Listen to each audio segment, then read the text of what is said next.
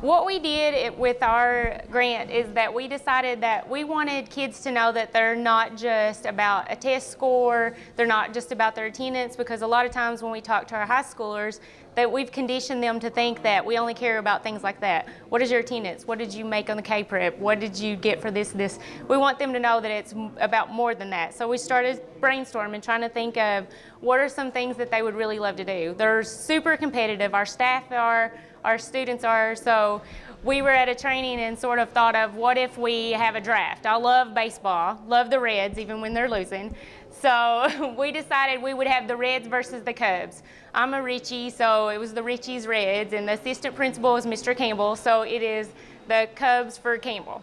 So we came in one day, the teachers had no idea what we were doing. This is one of our teachers, and we started playing baseball music. We had our jerseys on, and we started drafting teachers. They had no idea what we were doing.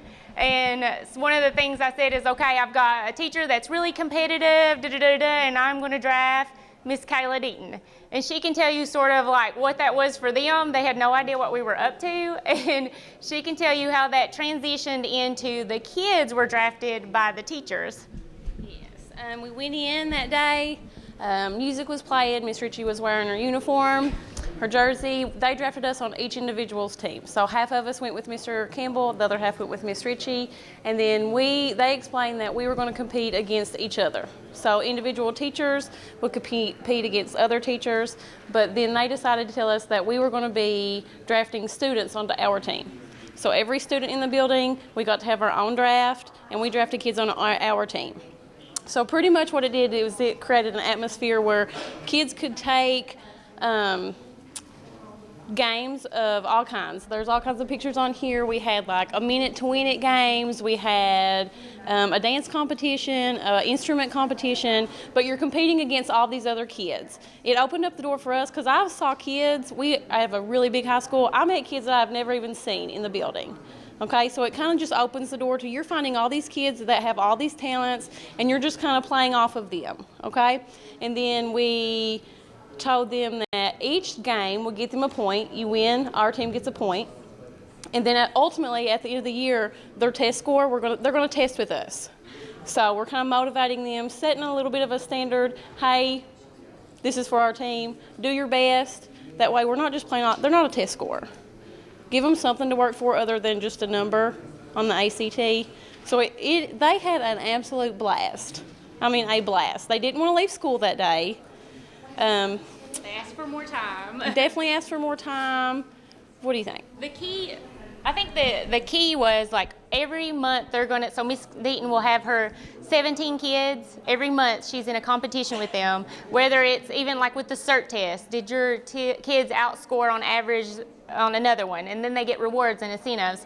But so even the CERT, they take it with her. When they take the ACT, they'll take it with her.